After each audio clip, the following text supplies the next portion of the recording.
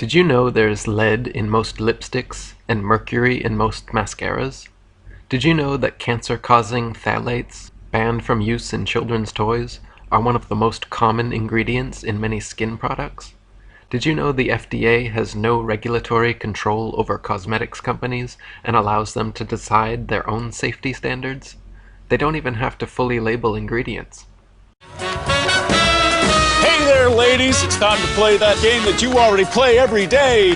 Try to look pretty without poisoning yourself. Meet Jackie. She's a working mom who feels her ordinary looks need all the help they can get. Hi, Bob. Okay, Jackie, let's see if you can find a cosmetic product that doesn't contain toxins and cancer-causing chemicals. Geez, can you give me a hint? Sorry, cosmetic companies don't always have to tell you if they contain toxins. What? That's just the way the game works here. And it's how the game is played for you ladies playing along at home. Go, Jackie, you lose. You poisoned yourself. That lipstick contains lead. In fact, all these cosmetics contain cancer-causing chemicals. You mean I didn't even have a chance? Sorry, sister. That's just the way you play. Try to look pretty without poisoning yourself. It is hard to believe, but it is a fact that experts say is becoming increasingly clear. Most mainstream cosmetic and personal care products contain at least one hazardous chemical compound, and many contain far more than that. There are between 5,000 and 10,000 ingredients currently being used in everything from eyeliner and lipstick to shampoos and deodorants that are synthetic, unnatural, man-made chemical compounds. Many of these are assumed to be safe, but many more have been tested and proven to be dangerous and toxic. The National Institute of Occupational Safety, for example, has identified almost 900 personal care chemicals that are toxic in one way or another. Some cause cancer. Others cause hormone disruption. Some are neurotoxins. Others cause organ damage. In Europe, 1,100 of these dangerous materials have been banned from consumer products. In America, only 10 have been banned. In a 2006 EWG study, they analyzed the umbilical cord blood of hundreds of newborn infants and found an average of 300 toxic synthetic chemicals in every baby tested. This means that these mothers' bloodstreams were so full of man-made chemicals from their food, water, air, pills, vaccines, and skin products that they're transmitting these hundreds of toxic, unnatural chemicals into the fresh blood of their newborns. In 2008, EWG performed another study on 20 U.S. teenagers who used chemical cosmetics. All of the girls tested positive in their bloodstream for over a dozen known toxic chemicals used in their cosmetics. This means, of course, as any dermatologist will tell you, that what goes on your skin goes into your body and stays there. Chemicals in lotions, soaps, moisturizers, deodorants, shampoos, gels, sunscreens, creams, dyes, nail polish and removers, perfumes, colognes, foundations, blushes, eyeshadow, eyeliners, mascaras, and lipsticks don't just get washed away. Over 70% of what touches our skin is absorbed into our bodies.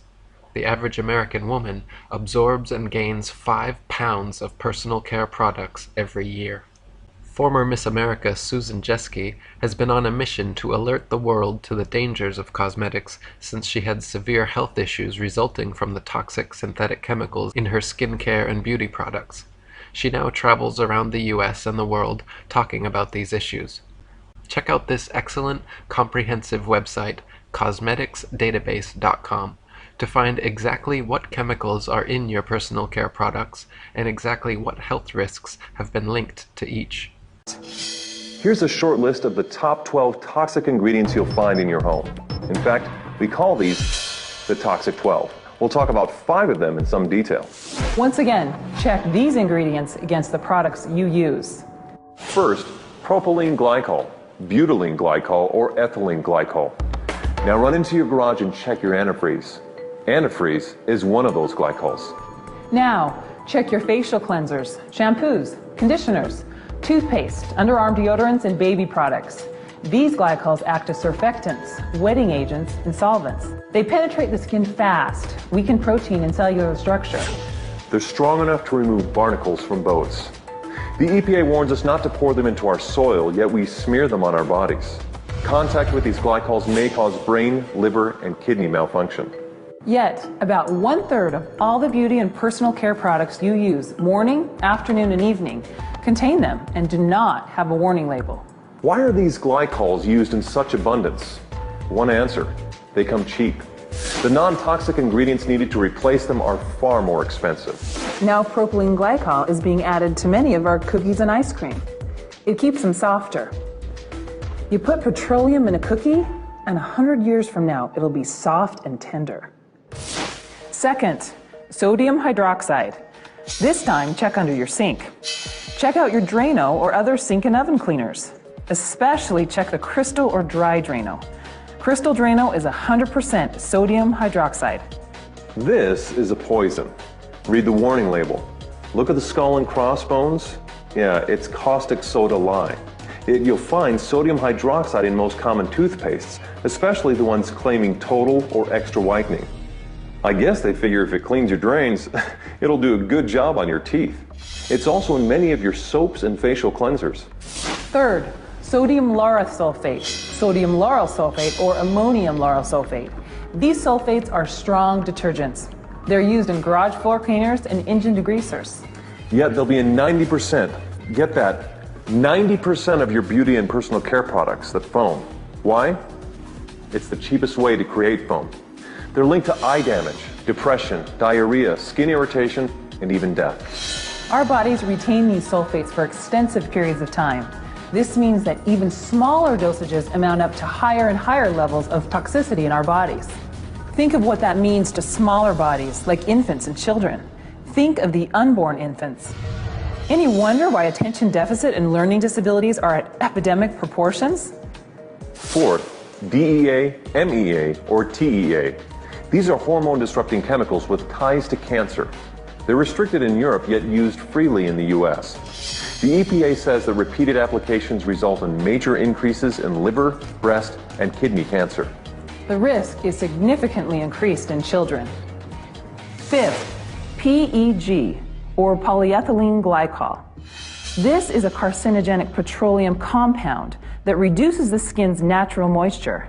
Prolonged use seriously ages the skin. In addition, it has links to all forms of cancer. The higher the PEG content, like PEG 20, 50, 100, or 120, the worse it becomes. Sixth, DMDM, or urea. These are preservatives that release formaldehyde. Seventh, mineral oil. It's another petroleum product that coats the skin like saran wrap. Baby oil is 100% mineral oil. Eighth, triclosan. It's a synthetic antibacterial with a chemical structure similar to Agent Orange. The EPA registers it as a pesticide. Ninth, parabens, or anything that has paraben as part of its name. They are hormone-disrupting chemicals. 10th, isopropyl alcohol. It ages and dries the skin, promoting wrinkles and brown spots. 11th, FD and C color pigments. These are synthetic colors from coal tar. They score the highest mark on the toxic scale. 12th, fragrances. They may contain up to 4,000 ingredients. Animal urine is most often used to create the desired smell. Well, those are the toxic 12. There's another 100 or so that should receive dishonorable mention. Additional toxicity information can be found at safecosmetics.org. Check it out. By the way, guess which occupational group has the youngest death rate? You probably guessed it. Cosmetologists. That's obviously due to increased exposure to these chemicals. Just an FYI, lawyers have the next youngest death rate. You can figure that one out for yourself. You might be asking why this is allowed to take place. Easy answer. In 1938, the cosmetic industry was granted self-regulation. Nothing has changed. Since that time, we have 25,000 chemicals marketed without government intervention, regardless of what the tests show. This is probably a good place to warn you about companies who claim their products are safe. They'll tell you not to panic, that they use food-grade or cosmetic-grade glycols, sulfates, solvents, or parabens.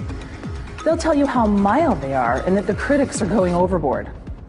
It's the same thing some said years ago about smoking. Smoking can't hurt you. Smoking's not a threat to health. Well, that certainly wasn't true. A few years from now, additional information will show that these same toxic products cause a threat, just like cigarettes and smoking. Women use nearly 200 toxic ingredients daily in their routine, and men use nearly 100. These toxins, even in mild forms, mount up, stay in our bodies, store in our cells, and break down our immune system. Can I tell you, I love my Pantene Pro V. Of the dozen or so personal care products that I use every day, it's the one I can't live without. Says it gives my dull hair the ultimate cool shine. How does it do that? I was wondering that while I was lathering it in my hair one day, so I read the ingredients right here. Sodium lauryl sulfate, tetrasodium EDTA, methyl isothiazolinone. What is this stuff? I took this list to some scientists who know how to read it. Turns out my Pantene contains a chemical linked to cancer. And lots of other products in my bathroom, from sunscreen to lipstick and even baby shampoo, also contain chemicals linked to cancer or other problems like learning disabilities, asthma, and even damaged sperm. Like most parents, I try to keep my family safe. But now I find out my bathroom is a minefield of toxins? What are we supposed to do? I had my body's toxicity levels tested, and I'm loaded with things like mercury, flame retardants, triclosan, and lead. We all are. Even babies are being born pre-polluted. Now, I know we can't live in a lead-free world, but do we have to put lead in our lipstick? I don't know. Maybe it's my fault. Maybe I just bought the wrong thing. At the store, the choices seem endless. I can get lipstick in 49 shades, or shampoo for hair that's too dry, oily, fine, limp, or frizzy. But what about the choices that really matter, like the choice to buy products that are safe? It turns out the important decisions don't happen when I choose to take a product off the shelf. They happen when companies and governments decide what products should go on the shelves. So who are these companies? This is Procter & Gamble.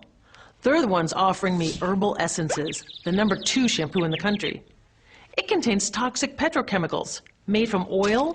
Since when is oil an herb? On cosmetics labels, words like herbal, natural, even organic have no legal definition. That means that anybody can put anything in a bottle and call it natural, and they do. I mean, can you imagine a top seller called Petro Essences? Gross. What's even nastier are hair relaxers marketed to 5-year-olds and skin whitening creams. These are super toxic, both in their ingredients and in the message they send about what beauty is. Ooh, here's Estee Lauder offering me a chance to help find a cure for breast cancer. That's nice. But wait, they're also using chemicals linked to cancer.